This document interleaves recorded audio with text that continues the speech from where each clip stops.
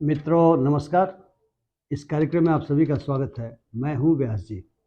कार्यक्रम शुरू करने के पहले एक छोटी सी अपील। यदि अभी तक आपने मेरे चैनल को सब्सक्राइब नहीं किया है तो कृपया सब्सक्राइब करें और बेल आइकन को भी दबा दें ताकि मेरे वीडियोस का नोटिफिकेशन आपको समय पर मिल जाया करें, ताकि आप उन्हें देख सकें। आज हम चर्चा करेंगे विभिन्न राज्यों में जो राज्यपालों और वहाँ की राज्य सरकारों के बीच बहुत तरह के द्वंद्व छिड़े हुए हैं, और हाल में पंजाब सरकार ने इस द्वंद्व को हल करने के लिए सुप्रीम कोर्ट की शरण भी ली और सुप्रीम कोर्ट ने एक महत्वपूर्ण फैसला भी किया। और उस फैसले में जो बातें कही गई उसी के आधार पे हम अपनी चर्चा को आगे बढ़ाएंगे। सुप्रीम कोर्ट के पास यह मामला आया कि महामहिम राज्यपाल जो पंजाब के हैं, वे विधानसभा के द्वारा पारित किए गए एक बिल के ऊपर कोई कार्रवाई नहीं कर रहे हैं, क्योंकि संविधान ही कहता है कि या तो वे बिल पर अपनी सहमति देंगे या उसे राष्ट्रपति के पास भेजेंगे, या अपने विचार के लिए कुछ समय तक जरूर रख सकते हैं, लेकिन जितनी जल्दी हो सकेगा उसे वे वापस कर देंगे अपने मंतव्य के साथ लेजिस्लेचर को, यानी विधानसभा को पंजाब के मामले में। और पुनः विधानसभा उस पर विचार करेगी, उनके मंतव्य पर विचार करेगी, और अगर विचार करने के बाद दोबारा बिल उनके पास भेजा जाता है पास करने के बाद, तो उन्हें सहमति देनी होती है। ऐसा देखा गया कि जो महामहिम राज्यपाल है पंजाब के, उन्होंने ऐसा नहीं किया और इस या उस बहाने उन्होंने बिल को अपने पास ही लंबे समय से रखे हुए वे रह गए। कोर्ट को कहना पड़ा, सुप्रीम कोर्ट को कहना पड़ा, जो बहुत महत्वपूर्ण चीज़ है और मैं समझता हूँ कि बहुत दुर्भाग्यपूर्ण भी है उन महामहिम राज्यपालों के लिए जो बिल पर बैठ जाते हैं। सुप्रीम कोर्ट ने कहा कि don't play with the fire, आग से मत खेलिए। संविधान के अनुसार काम करना राज्यपालों को, सभी को काम करना संविधान के अनुसार। भारत का संविधान ही सुप्रीम है और हर सत्ता में बैठे हुए लोगों को सोचना चाहिए कि संविधान से इतर उनका अस्तित्व नहीं है, उनका अस्तित्व भी संविधान के द्वारा है, इसलिए उस संविधान के अनुसार उनको काम करना है। इसलिए सुप्रीम कोर्ट ने शायद ये बड़ा कड़ा शब्द इस्तेमाल किया, don't play with the fire, और अगर ये करते हो तो डेमोक्रेसी का खात्मा हो जाएगा। और ये अपेक्षा नहीं की जाती कि डेमोक्रेसी का खात्मा महामहिम राज्यपालों के माध्यम से हो सके। अब कई लोग जो जानकार हैं या जो ख्याल रखते हैं कॉन्स्टिट्यूशन के बारे में या राजनीति के बारे में जो सोचते हैं, उनका कहना है कि जो महामहिम लोग होते हैं वे नॉमिनीज होते हैं, वे नामित होते हैं, इलेक्टेड लोग नहीं होते हैं। कोर्ट ने भी बात कहा कि आप इलेक्टेड नहीं हैं।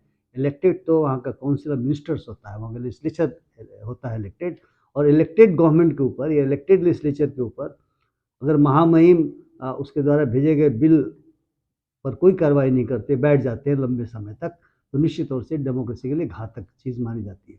तो जो जानकार हैं वो कहते हैं कि ऐसा उन्हीं राज्यों में हो रहा है जो अपोजिशन रूल्ड स्टेट्स हैं, जहाँ पर विपक्षी पार्टियों की सरकारें हैं, और शायद महामहिम राज्यपालों को ऐसा, जो उनके अपॉइंटिंग अथॉरिटी होते हैं, जो उनको नॉमिनेट करते हैं, हालांकि नॉमिनेट तो राष्ट्रपति करती हैं, लेकिन तो वे जो सरकार है, केंद्र सरकार, उसके काउंसिल ऑफ मिनिस्टर्स के सलाह पर ही क्या करती है। तो ये मानते हैं लोग कि जो केंद्र सरकार है, शायद उसके इशारे पे विपक्षी राज्यों में, विपक्षी पार्टियों की सरकारें जिन राज्यों में हैं, वो राज्यों में महामहिम उनको काम नहीं करने देना चाहते, उनके कामों में अड़ंगा डालते हैं। लेकिन सुप्रीम कोर्ट ने जब ये कमेंट किया तो मैं कहना चाहूँगा कि अगर ऐसा है, अगर केंद्र सरकार के इशारे पर राज्यपाल इस तरह का काम कर रहे हैं, तो सुप्रीम कोर्ट के इस कमेंट के बाद से उन्हें सोचना पड़ेगा कि न खुदा ही मिला न विसाल सनम, न इधर के रहे न उधर के रहे। क्योंकि राज्यपाल जैसे कॉन्स्टिट्यूशनल पद पर अगर कोई व्यक्ति बैठा हो और उससे अपेक्षा की जाती है कि वह संविधान की रक्षा करेगा, प्रोटेक्ट करेगा, डिफेंड करेगा, प्रिजर्व करेगा, उसके द्वारा संविधान के अनुसार काम नहीं किए जाने की यदि बात आती है, तो निश्चित तौर से ये बहुत ही दुर्भाग्य की बात है। तो जरा हम समझने की कोशिश करते हैं कि संविधान में क्या व्यवस्थाएं की गई हैं। आप जानते हैं संविधान के पार्ट 6 में स्टेट्स के बारे में पूरा का पूरा विवरण दिया हुआ है। उसमें गवर्नर भी आ जाते हैं और उसमें लेजिस्लेचर भी आ जाते हैं। आर्टिकल 153 अनुच्छेद 153 में कहा गया है कि हर राज्य में एक महामहिम गवर्नर होंगे, राज्यपाल होंगे। हालांकि 2 राज्यों के भी गवर्नर हो सकते हैं। अनुच्छेद 154 में कहा गया है कि जो राज्य का एग्जीक्यूटिव पावर है, जो कार्यपालिका की शक्ति है, वह राज्यपालों में निहित होगी और राज्यपाल या तो स्वयं या अपने अधीनस्थ जो पदाधिकारी कर्मचारी होते हैं उनके माध्यम से संचालन करेंगे उस एग्जीक्यूटिव पावर का, किंतु वह संविधान के अनुसार ही होगा। का मतलब ये नहीं हुआ कि उन्हें इतना डिस्क्रिप्शन मिल गया है कि वे जो चाहे कर सकते हैं, संविधान के अनुसार ही होगा।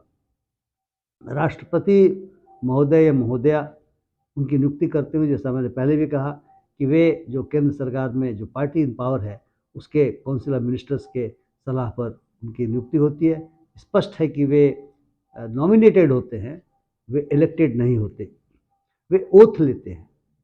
और ओथ में एक बहुत महत्वपूर्ण शब्द है जिसमें कहा गया है कि वे इस बात की शपथ लेते हैं कि संविधान को प्रिजर्व करेंगे, उसको संरक्षित करेंगे, उसको प्रोटेक्ट उसको सुरक्षित रखेंगे, उसकी सुरक्षा करेंगे, डिफेंड करेंगे। यानी प्रिजर्वेशन, डिफेंस और प्रोटेक्शन जो संविधान का होता है राज्यपालों के माध्यम से होता है। यानी वो सुनिश्चित करेंगे कि राज्य सरकार संविधान के अनुसार ही चल रही हो। और 163 अनुच्छेद 163 में व्यवस्था दी गई संविधान में कि एक काउंसिल ऑफ मिनिस्टर्स होगा जिसका हेड, जिसका प्रमुख मुख्यमंत्री कहा जाएगा, और इनके एड और एडवाइस के आधार पर राज्यपाल उन मामलों में काम करेंगे जो उनके डिस्क्रिप्शन में नहीं आते। कुछ मामले उनके डिस्क्रिप्शन में आ सकते हैं, हालांकि संविधान ने कहीं यह नहीं कहा कि कौन से मामले होंगे जो उनके डिस्क्रिप्शन में आ सकते हैं, जिसके लिए उनको काउंसिल ऑफ मिनिस्टर्स के सलाह की आवश्यकता नहीं होती। लेकिन ऐसा देखा गया है, कालक्रम में ऐसा देखा गया है, परंपराओं से देखा गया है कि 3-4 ऐसे मामले हैं जिसमें राज्यपाल को अपने विवेक के आधार पर, डिस्क्रिप्शन मतलब विवेक के आधार पर काम करना होता है। पहला तो मुख्यमंत्री का अपॉइंटमेंट ही करते हैं। परंपरा ही चली आ रही है कि जो मेजॉरिटी पार्टी होती है, मेजॉरिटी कोलिशन होता है, उसका जो लीडर होता है उसी को मुख्यमंत्री बनाया जाता है। तो पहले भी देखा गया है कि राज्यपालों ने अपने विवेक का ऐसा इस्तेमाल किया कि जो माइनॉरिटी के लोग हैं, जिस माइनॉरिटी पार्टी ने जिसको चुना उसको मुख्यमंत्री घोषित कर दिया और बाद में उसको हटना पड़ा। एक आध मामले में तो कोर्ट को दखल देना पड़ा और कोर्ट के कहने से बाकायदा असेंबली में चुनाव हुए, किसके पास बहुमत है, और ज्ञात हुआ कि बहुमत जिसके पास था उसको मुख्यमंत्री नहीं बनाया था, बट उनका डिस्क्रिप्शन है। दूसरा, वो काउंसिल ऑफ मिनिस्टर्स को बर्खास्त कर सकते हैं। सामान्यतः ये देखा जाता है कि जब असेंबली में उस पार्टी जो पावर में है या कोलिशन जो पावर में है, जिसका बहुमत खत्म हो जाता है, तो काउंसिल ऑफ मिनिस्टर्स को बर्खास्त कर दिया जाता है। ये उनका अपना डिस्क्रिप्शन है। तीसरा डिस्क्रिप्शन कह सकते हैं कि जब वे राष्ट्रपति शासन लगाने की अनुशंसा करते हैं तो स्वाभाविक सी बात है कि वे चाहते हैं कि यहाँ पे संविधान के अनुसार नहीं चल रही सरकार, इसलिए उनका डिस्कशन है, निर्णय उनको लेना है। जो उनको तो संविधान को डिफेंड करना है, प्रिजर्व करना है, प्रोटेक्ट करना है, तो उसके अनुसार निर्णय ले सकते रिकमेंडेशन करने का और बाद में राष्ट्रपति महोदय के पास जाता है। हालांकि कई बार कोर्ट का दखल भी हुआ है और पाया गया कि ये जो डिस्कशन का इस्तेमाल किया गया है ये संवैधानिक नहीं है। और चौथी चीज़, वे असेंबली को डिसॉल्व कर सकते हैं। अगर देखेंगे कोई सरकार नहीं चल सकती, नहीं बनने की स्थिति में है, तो वे डिसॉल्व कर सकते हैं डिस्कशन में। बाकी में उनके डिस्कशन नहीं के बराबर है, क्योंकि उनको काउंसिल ऑफ मिनिस्टर्स के एड एंड एडवाइस पर ही काम करने की बात संविधान कहता है। और आर्टिकल 166 अनुच्छेद 166 कहता है कि कैसे सरकारों को काम करना है या उसके अधिकारियों को कैसे काम करना है, उसके लिए एक रूल्स ऑफ एग्जीक्यूटिव बिजनेस बनता है, या transaction rules of transaction of business जिसको कुछ राज्यों में कहा जाता है, वो महामहिम की सहमत से ही बनाया जाता है। उसमें सारी बातें रहती हैं। यहाँ ये मुझे कहना पड़ रहा है कि कई राज्यों में ये बात आई है कि राज्यपाल महोदय जो काम उनको करने के लिए काउंसिल ऑफ मिनिस्टर्स के द्वारा भेजा गया उस पर उन्होंने काम नहीं किया, देर करना शुरू कर दिया। तमिलनाडु में ऐसे मामले आए हैं, तेलंगाना में ऐसे मामले आए हैं, केरला में ऐसे मामले आए हैं, और यहाँ की सरकारों ने भी सुप्रीम कोर्ट का दरवाज़ा खटखटाया है। वेस्ट बंगाल में तो लंबे समय से विवाद चल रहा है और शायद वे भी सुप्रीम कोर्ट पहुंच गए हैं या पहुंचने वाले होंगे, जैसा कि अखबारों से पता चला। तो मैं यहाँ पर इसलिए इस शब्द को कह रहा हूँ, rules of transaction of business, क्योंकि अगर कोई अधिकारी किसी संचिका पर बैठ जाए, संचिका के डिस्पोजल या निष्पादन में अनावश्यक देरी करे, उसके विरुद्ध अनुशासनिक कार्रवाई चलाई जा सकती है, उसको सेवा से बर्खास्त तक किया जा सकता है। लेकिन दुर्भाग्य है कि महामहिम लोग अगर स्वयं बैठ जाते हैं संचिकाओं पर और सुप्रीम कोर्ट में ही जाना पड़ता है, क्योंकि वही संविधान का प्रोटेक्टर है। हालांकि 7-8 महीने पहले ये भी सवाल उठे थे एक बहुत ही बड़े कॉन्स्टिट्यूशनल फंक्शनरी के द्वारा, सुप्रीम कोर्ट जो है सो संसद में पारित कानूनों को गैर संवैधानिक घोषित कर देता है। तो गलत बात है, ऐसा नहीं होना चाहिए। उन्होंने यहाँ तक चुनौती दे डाली कि जो बेसिक स्ट्रक्चर ऑफ कॉन्स्टिट्यूशन की बातें सुप्रीम कोर्ट ने अपने वेरियस जजमेंट्स में, मुंबई का जजमेंट है, केशव भारती का जजमेंट है, उसमें किया हुआ है, वो गलत है। उसे कोई संविधान में उनके अनुसार बेसिक स्ट्रक्चर नहीं होता, संसद जो चाहे कर सकती है। लेकिन उस पर विवाद छिड़ा और बाद में वो विवाद थोड़ा शांत हो गया है। लेकिन क्योंकि लोगों को लगता है कि कॉन्स्टिट्यूशन यदि खत्म हो जाएगा तो देश जिस रूप में है, we the people of India जिसने संविधान का निर्माण किया था, और वी द पीपल इंडिया का पूरा कॉन्सेप्ट, पूरी अवधारणा ही खत्म हो जाएगी और इस देश में डिक्टेटरशिप आ जाएगा। इसलिए मुझे लगता है कि उस विवाद का भी पटाक्षेप हुआ है। लेकिन महामहिम रूल्स ऑफ एक्जिक्यूटिव बिजनेस बनाते हैं, rules of transaction of business बनाते हैं, और वही संचिकाओं पर अगर बैठ जाएंगे तो आश्चर्य की बात है। एक महामहिम राज्यपाल ने एक राज्य के उनसे मिलने के लिए बहुत सारे जो सिविल सेवा के लोग हैं जो पहली बार नौकरी में आए थे, उनको कॉलन करने गए थे। उन्होंने यहाँ तक कहा कि अगर मैं संचिका का निष्पादन नहीं कर रहा हूँ तो ये बात जाहिर हो जानी चाहिए कि मैं उससे सहमत नहीं हूँ। अरे भाई, आप असहमत होकर के भेज दीजिए ना। आप संचिका पे बैठ जाएंगे और कहेंगे कि इससे जाहिर होता है और लोगों को समझ जाना चाहिए, और ये उन्होंने बताया कि उनका अधिकार है। अधिकार काम करने का होता है, अधिकार काम न करने का नहीं होता है। ओमिशन का अधिकार नहीं है कि मैं चुपचाप बैठ जाऊंगा और माना जाएगा कि मैं उस काम को करना नहीं चाहता, ये लोगों को पता चल जाए। क्यों नहीं करना चाहते आप? असहमति लिखिए उसके ऊपर। लेकिन महामहिम लोग ऐसा कर रहे हैं। तो अब इसीलिए मैं संविधान के इन अनुच्छेदों को आपके सामने रख रहा हूं। अब जो मामला ज़्यादा पेचीदा हुआ है, जो महामहिम और सरकारों, राज्य सरकारों के बीच का, वो यह है कि असेंबली ने, या जहाँ पे काउंसिल भी है, लेजिस्लेचर ने बिल पास करके महामहिम को भेजा, और महामहिम कई बिलों पर कई राज्यों में कई महीनों से बैठे हुए हैं। अनुच्छेद 200 बनाया गया इसके लिए। अनुच्छेद 200 क्या कहता है?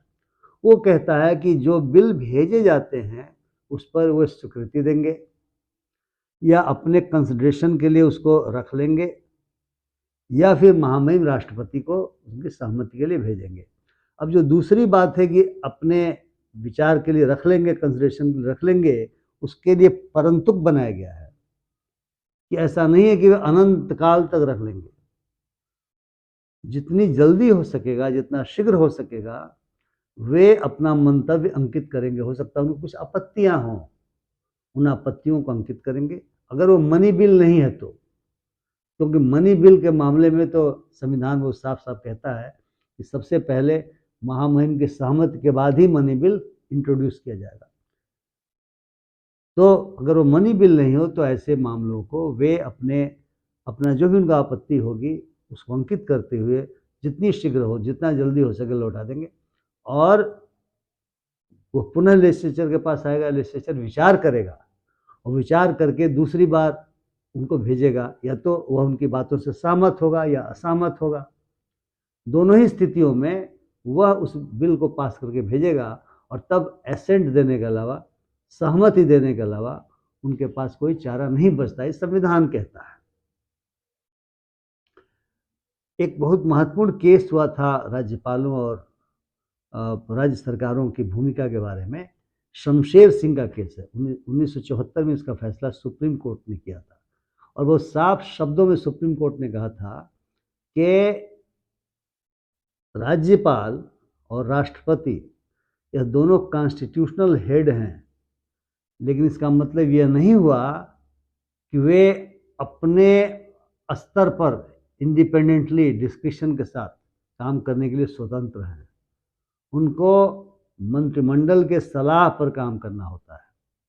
और कोर्ट ने और आगे इस पर बहुत महत्वपूर्ण बातें उठाई, कहा कि हमारा जो संविधान है वह संविधान ब्रिटेन की जो परंपरा है उसके अनुसार बनी है और ये पार्लियामेंट्री फॉर्म ऑफ गवर्नमेंट है। पार्लियामेंट्री फॉर्म ऑफ गवर्नमेंट में जो काउंसिल ऑफ मिनिस्टर्स हैं वे लेजिस्लेचर के प्रति और अपने कामों के लिए जनता के प्रति प्रकारांतर से जवाबदेह होते हैं। जो क्राउन है ब्रिटेन का और हमारे यहाँ राज्यपाल और महामहिम राष्ट्रपति होते हैं, उनकी जवाबदेही जिम्मेवारी नहीं होती, वह काउंसिल ऑफ मिनिस्टर्स की जवाबदेही होती है। यदि कोई काम नहीं हो रहा होगा राज्य में तो इसका खामियाजा भुगतना पड़ेगा जो काउंसिल ऑफ मिनिस्टर्स हैं जनता के माध्यम से, चूंकि डेमोक्रेसी है। राज्यपाल तो नॉमिनेटेड होते हैं, राष्ट्रपति का तो चयन होता है, लेकिन जो मेजॉरिटी पार्टी है उसके माध्यम से किया जाता है। अगर उसका बहुमत है तो सामान्यतया उसके द्वारा जिनको नॉमिनेट किया गया वही राष्ट्रपति का चुनाव जीतते हैं। लेकिन राज्यपाल तो पूरी तरह से नामित किए जाते हैं, नॉमिनेटेड होते हैं, उनकी जवाबदेही नहीं होती। तो वैसी दशा में यदि किसी राज्यपाल को, किसी महामहिम को ऐसा लगता है कि वे जो चाहे कर सकते हैं, तब जरूर करें, लेकिन वह करें जो जनता के पक्ष में हो, जो संविधान के अनुसार जायज हो। ऐसा न करें कि लगे कि साहब अगर विपक्षी पार्टी की सरकार है तो आपका फैसला यह हो रहा है, और यदि जिस दल की सत्ता केंद्र में है और जिसने आपको बनाया है राज्यपाल, यदि आप उसके राज्य में हैं तो जो वहाँ की सरकार कह रही है आप सहमत होते चले जा रहे हैं, गलत या सही जो भी हो। यह भी नहीं होना चाहिए, क्योंकि आपका काम संविधान के अनुसार काम करने का है। आप संविधान के रक्षक की भूमिका में, संरक्षक की भूमिका में है। और जब कॉन्स्टिट्यूएंट असेंबली में डिबेट हो रहा था तो इस स्थिति की कल्पना भी बाबा साहब अम्बेडकर या दूसरे जो वक्तागण थे उन्होंने नहीं किया था। उन्होंने यही सोचा था कि राज्यपाल की भूमिका मुख्यमंत्री के और राज्य सरकार के फ्रेंड, फिलॉसफर और गाइड की होगी, यानी मित्र, दार्शनिक और मार्गदर्शक की होगी। क्योंकि माना जा सकता है कि राज्यपाल काफ़ी अनुभवी लोग होते हैं। ऐसा देखा गया है कि काफ़ी पुराने लोगों को, हालांकि संविधान कहता है कि 35 वर्ष की न्यूनतम उम्र वाले व्यक्ति को बनाया जा सकता है और उसके लिए कोई क्वालिफिकेशन तय नहीं है, बट देखा जाता है कि जिनका राजनीति में बहुत बड़ा अनुभव हो, प्रशासन में अनुभव हो, ऐसे अनुभवी लोगों को राज्यपाल बनाया जाता है। तो वे निश्चित तौर से फ्रेंड, फिलॉसफर एंड गाइड की भूमिका में उनको होना चाहिए। वे एडवर्सरियल रोल में आ जाते हैं। कई बार बात आती है कि राजभवनों का इस्तेमाल विपक्षी दलों की सरकार जहाँ जहाँ है वहाँ पर जो केंद्र की रूलिंग पार्टी है जो उसके पक्ष में किया जा रहा है। यह नहीं होना चाहिए, क्योंकि don't play with the fire, supreme court ने जो बात कही है बहुत गंभीर बात कही है। और बिहारी कवि के बारे में जो कहा जाता है, सतसैया के दोहरे जो नावक के तीर, देखन में छोटन लगे घाव करे गंभीर। ये शब्द है छोटा, don't play with the fire, गहरा घाव करने वाला है। इसलिए संविधान के अनुसार सबको काम करना चाहिए। और मैं आशा करता हूं कि सुप्रीम कोर्ट के इस कमेंट के बाद से समस्याओं का समाधान जरूर होना चाहिए। मित्रों, मुझे इतनी बात कहनी थी। यदि आपको मेरी बात अच्छी लगी हो तो कृपया शेयर करें, अपनी टिप्पणियों से लाभान्वित करें। बहुत बहुत धन्यवाद। नमस्कार।